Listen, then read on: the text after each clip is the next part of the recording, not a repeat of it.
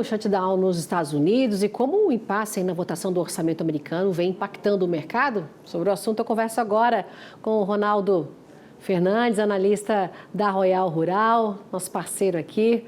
Muito bem-vindo. Boa noite, Ronaldo. Boa noite, Simone. Como vai? É sempre um prazer estar aqui.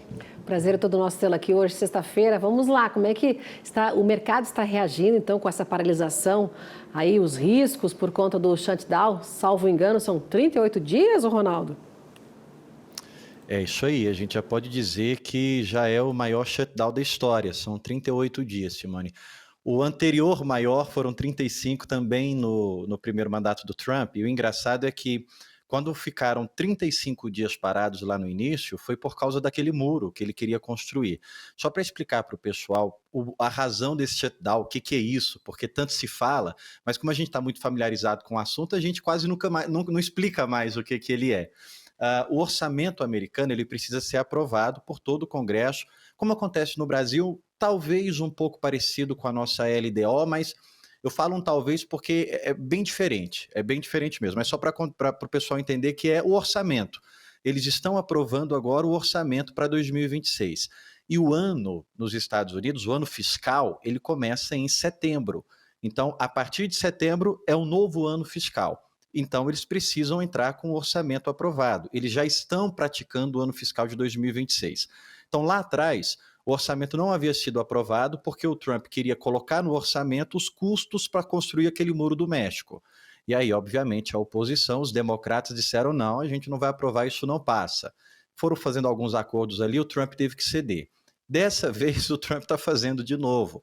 Agora, porque os republicanos, aliás, os democratas, querem que o Trump coloque no orçamento valores para subsidiar os programas de saúde, sobretudo o Obamacare. E o Trump não vai fazer isso. Eu crio outros planos de saúde, faço redução de remédios, mas eu não quero colocar ali dinheiro num programa chamado Obamacare.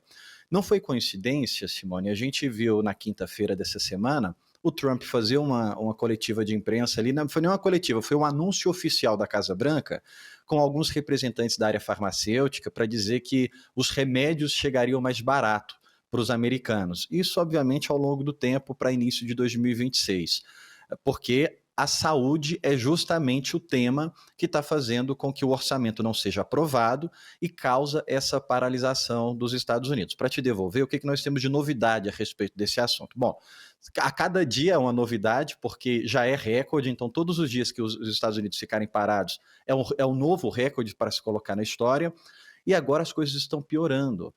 Voos regionais estão sendo cancelados, funcionários essenciais já estão colocando ali risco de pedirem demissão, de afastamento, porque eles não estão recebendo, há um mês já sem esses funcionários receberem, e parece que o tom entre os democratas e os republicanos piorou depois das eleições em Nova York, porque quem ganhou foi uma oposição, um imigrante, um muçulmano, crítico declarado e ferrenho do Trump. Isso deu força para que os republicanos batessem o pé, firmassem o pé que não vão aprovar o orçamento que o Trump quer. E aí, o que isso causa no mercado? Nós tivemos um dado de pedidos de demissão, aliás, não é nem pedidos de demissão, de demissões que foram causadas, e foi um dado recorde, sobretudo nos setores de inteligência. E aí isso causa confusão, porque vem um dado de demissão, e por causa do shutdown, nós não temos os dados oficiais de emprego nos Estados Unidos e de inflação.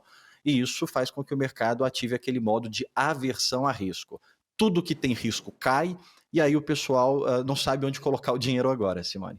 Pois é, né, o Ronaldo, você, colocando aí voos, né, essa paralisação afetando voos, aí as pessoas, né, os americanos, os trabalhadores, né, do governo sem receber, pode ser que venha esse retroativo aí, mas, ou seja, são 38 dias, tem esse impasse todo, não é? Vamos ver se pode, quem sabe, não sei, né, afetar o turismo, né, com esse impasse todo aí na aprovação, mas vai escalando, né, vai chegando em várias partes aí dos Estados Unidos. E eu queria falar também com você em relação ao USDA, né, que ele também colocou aí um dado, né, a não aprovação do orçamento trazendo impactos também, segundo o USDA, que é o Departamento de Agricultura dos Estados Unidos, né, ele falando, né, colocou até na página deles que pode comprometer não apenas o programa de assistência nutricional suplementar, mas também a inspeção de alimentos,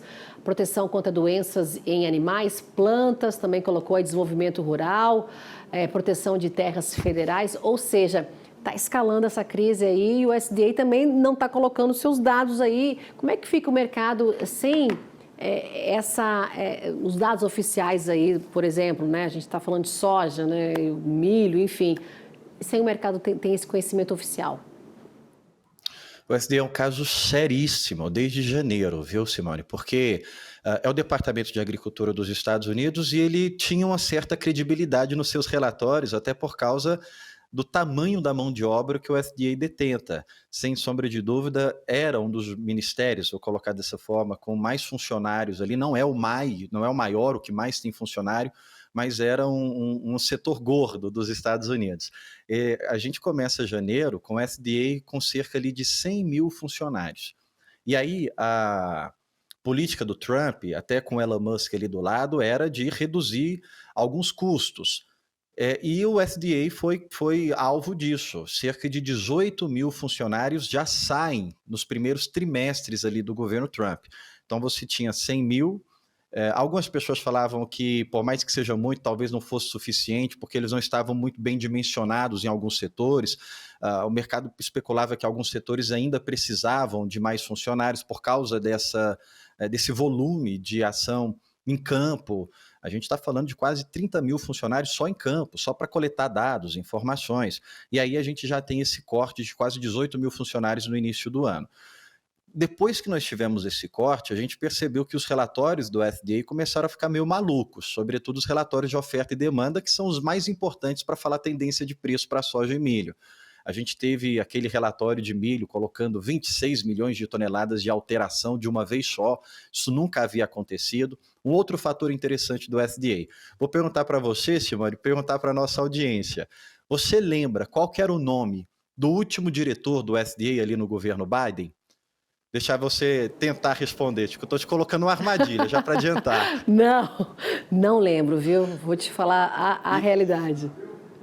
Eu acho que menos de 1% de quem está ouvindo a gente também vai dizer que lembra. Ninguém lembra, ninguém sabe quem que era o diretor ali no governo Biden. Mas no governo Trump, a gente sabe que é a Broken Rollins, porque tem uma conotação, uma roupagem mais política.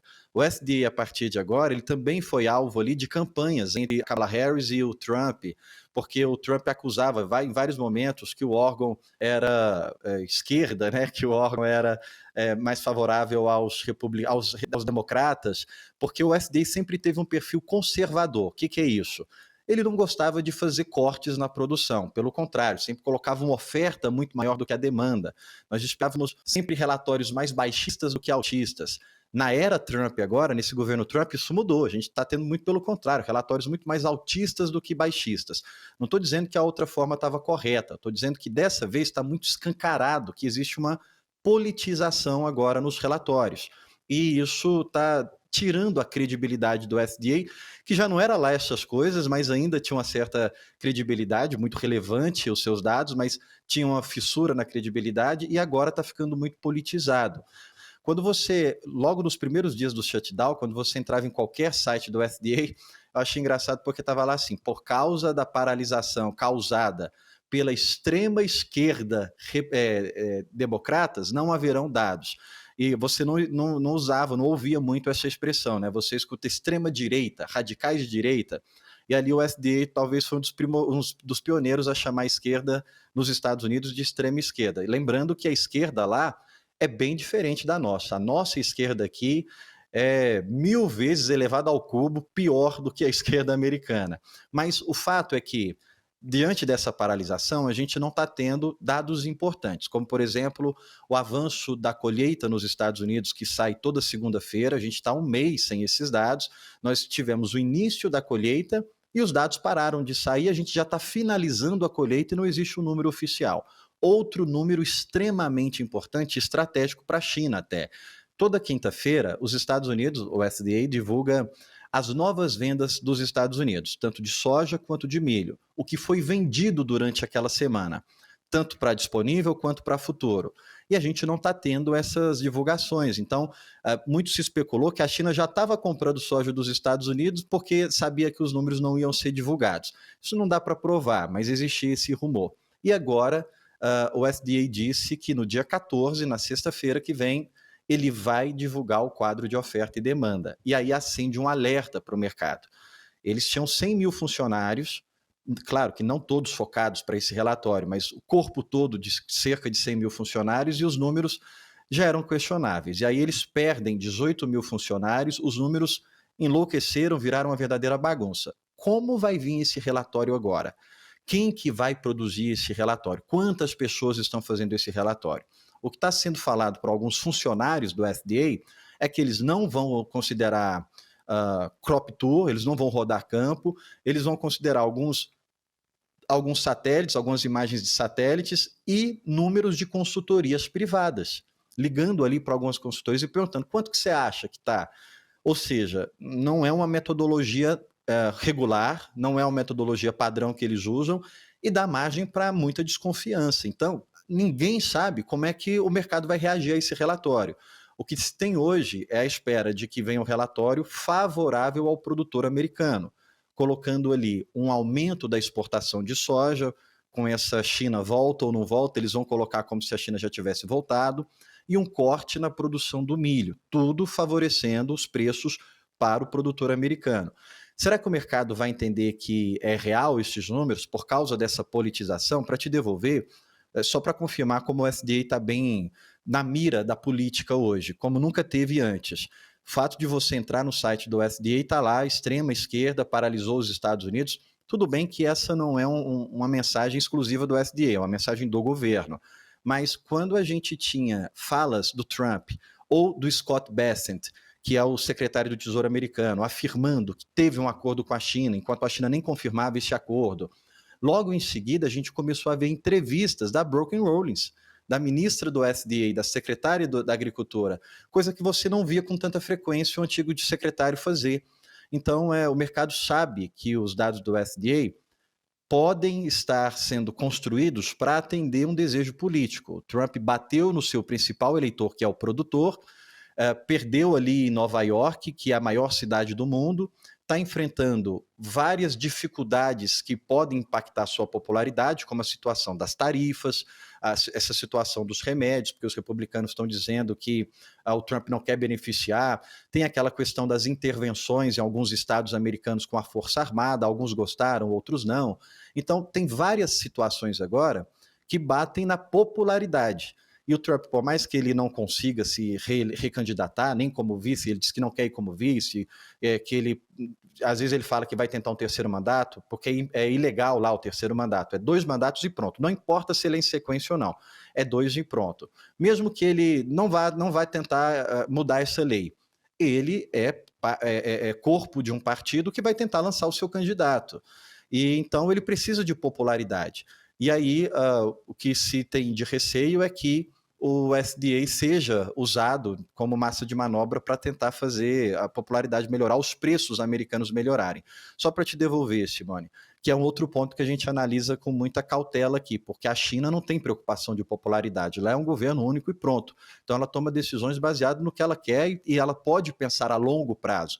Os Estados Unidos não, o presidente pensa enquanto ele está no poder e tem que pensar também em se manter no poder, seja ele ou um parceiro dele, alguém que ele apoie. Então tudo isso o Trump está enfrentando agora e isso pode respingar nos relatórios do FDA, Simone. Certo, Ronaldo, vamos acompanhar, né, dia 14 de novembro, né, como é que vai sair esse relatório oficial, né, dos grãos, da produção de grãos dos Estados Unidos. Relatório, né, a gente vai ver como é que vai ser a reação aí do mercado, não é, Ronaldo? A gente segue nessa expectativa aqui. Muito obrigada pela análise hoje aqui com a gente da semana. Uma boa noite, um excelente fim de semana para você. Até semana que vem aí com esse relatório no radar, né? Semana que vem acredito que a gente já vai falar aqui com esses dados para dizer a reação do mercado. Para finalizar, Simone, eu sei que meu tempo já está estourado aqui. Às vezes eu falando assim, dá a impressão que eu sou contra o governo Trump. De forma alguma. Eu acho que a Kamala Harris ia ser um desastre muito maior. Só que eu acho que o governo, quando ele tem essa base de popularidade, ele acaba tendo que ter um maior cuidado. Então, estou trazendo aqui a leitura do mercado, como os dados são de forma fria. Mas não estou criticando o governo, não, até porque eu acho que a Kamala Harris seria uma situação muito mais desastrosa para os Estados Unidos. É o cenário do mercado aqui que a gente analisa. Muito obrigada, viu, Ronaldo? Sim. Uma boa noite. Obrigado, e até semana que vem, viu? Tchau, tchau. Até a próxima. Tchau, até a próxima.